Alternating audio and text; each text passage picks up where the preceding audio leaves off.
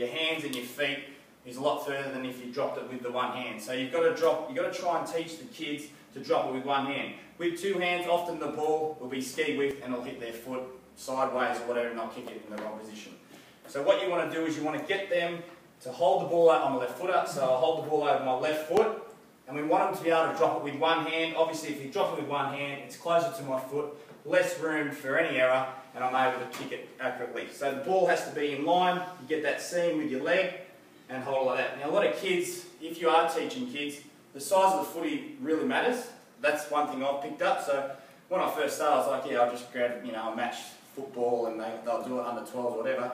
This is a size 4. I think Sato size 3 for under 10s, is it?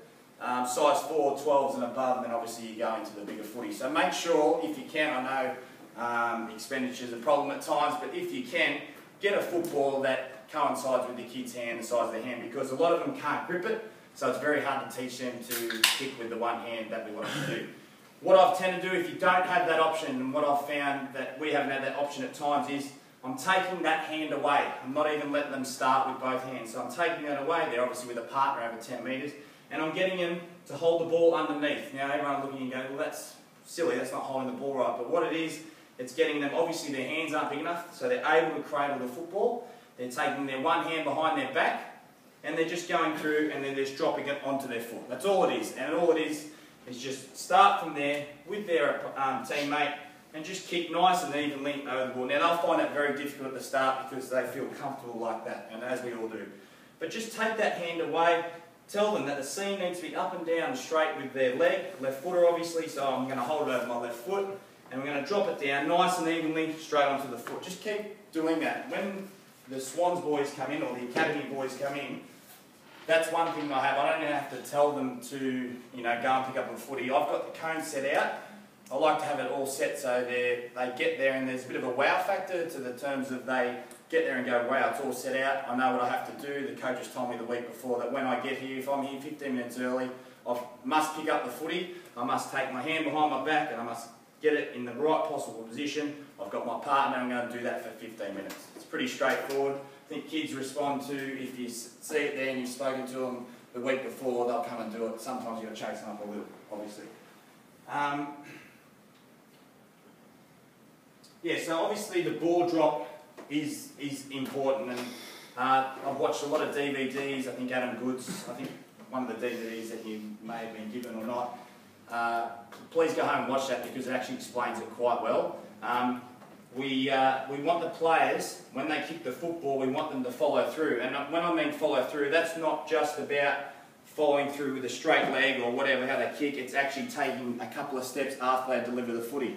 There's a number of reasons why we teach that, and one of them is the fact that it gives them momentum, so they get momentum through the ball, they've got a bit more power, and the next is it allows them to get to the next contest. So that's what we want to do. We want to encourage our kids to get the footy, kick the ball and move on to the next contest and help our teammates out. Throughout my career, and I wasn't a great kick, but throughout my career I would stop and prop and get really low and hit, which would allow me to, I would stop a little bit and I felt like I couldn't get momentum, so that was how I penetrated my kicks. I would get lower than most and try and hit it in that position, but then again I wasn't always like a free flow. If you look at Lewis Jetta, when he kicks the footy he's pretty upright and he doesn't get low and he just continues on his line and keeps running to the next contest. I think that's a great technique.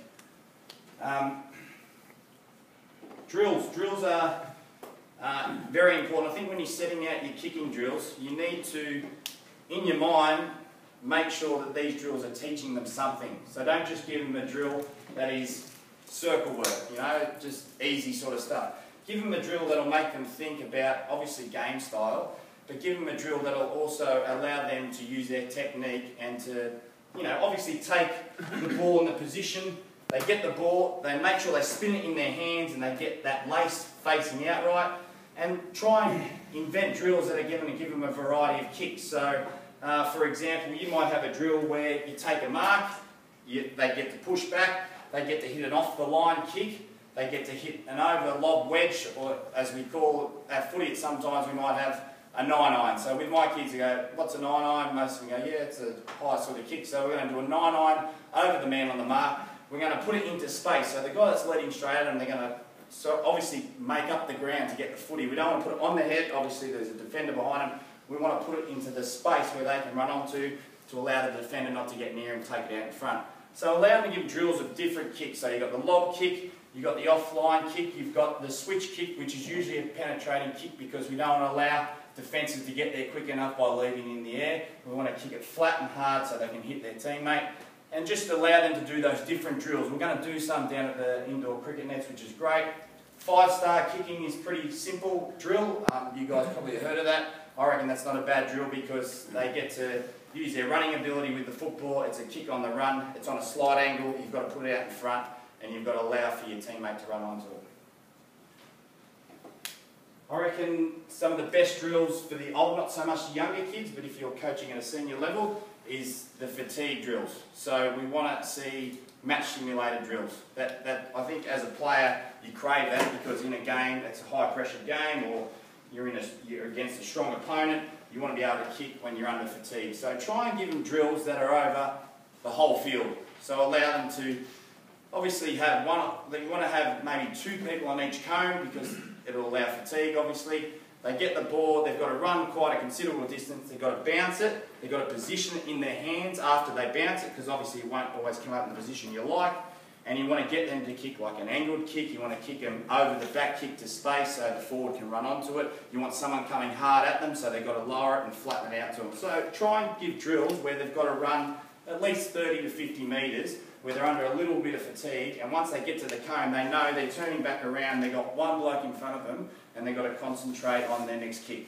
I reckon they're the better drills that we all crave. Obviously in the AFL we love those drills because it was very match simulated. You're always under fatigue most of the time in AFL when you've got the football, and I think they work well. So what we'll do is, I reckon we all grab those balls that we've got, we'll make our way down there.